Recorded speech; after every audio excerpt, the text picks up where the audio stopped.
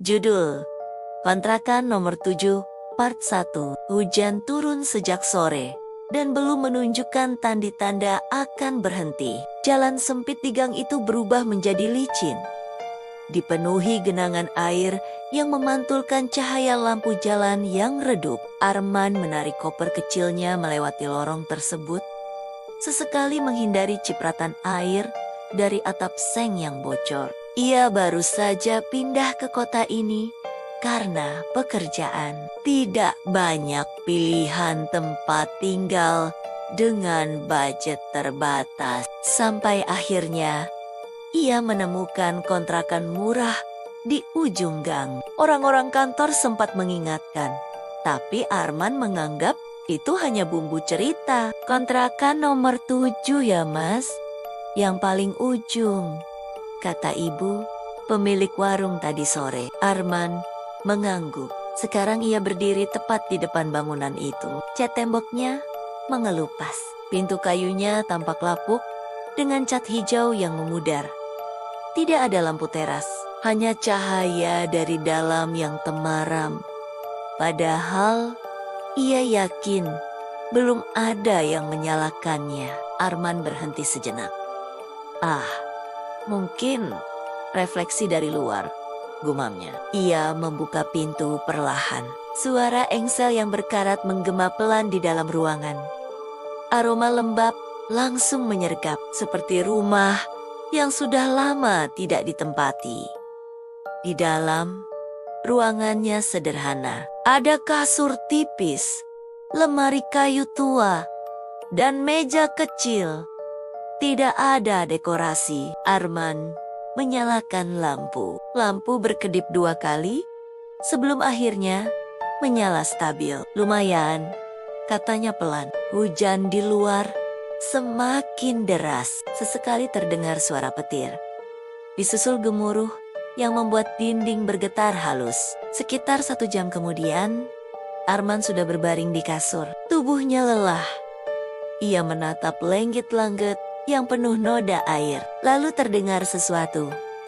Tok, tok, tok. Suara itu datang dari arah belakang rumah.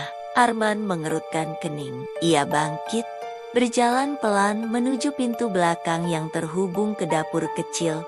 Tok, tok, tok. Lebih jelas sekarang. Seperti seseorang mengetuk dari luar. Arman membuka pintu sedikit. Di luar hanya halaman kecil, dipenuhi tanah becek dan sebuah sumur tua di sudut. Tidak ada siapa. Paling ranting kena angin, pikirnya. Ia menutup pintu kembali.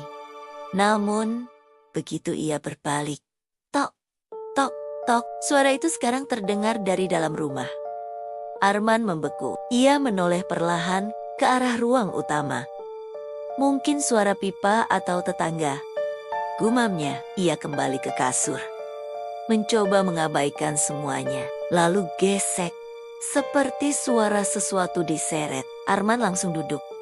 Suara itu berasal dari arah lemari. Pasti tikus, katanya cepat.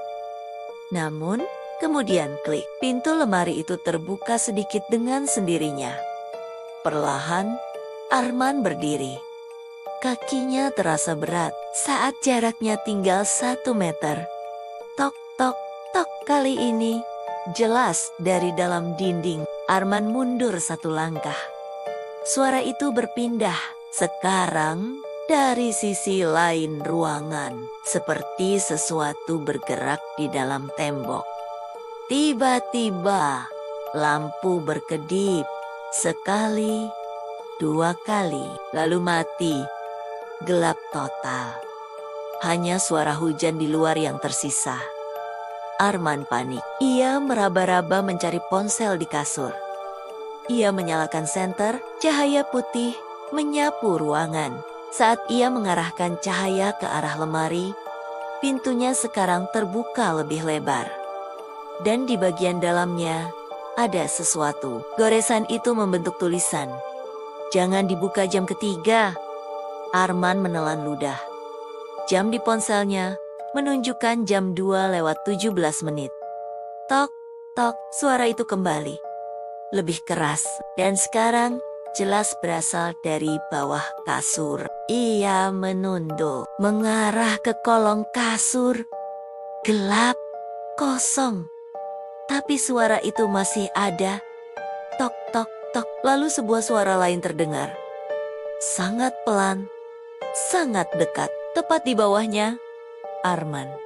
Arman mundur dengan cepat, menabrak meja hingga jatuh. Senter terlepas. Cahaya berputar, menyapu ruangan secara acak. Ia melihat sesuatu di dinding. Sosok tinggi, hitam, tidak memiliki wajah. Berdiri diam, menghadap ke arahnya. Lalu lampu menyala kembali. Seketika terang, ruangan kembali normal. Tidak ada sosok, tidak ada suara. Tulisan di dalam lemari sekarang bertambah dengan goresan yang lebih dalam dan berantakan. Kamu terlambat. Arman melihat jam di ponselnya. Jam 2:59, dan tepat saat angka itu berubah menjadi pukul 3, terdengar suara pintu belakang terbuka dengan sendirinya. Part 1 selesai.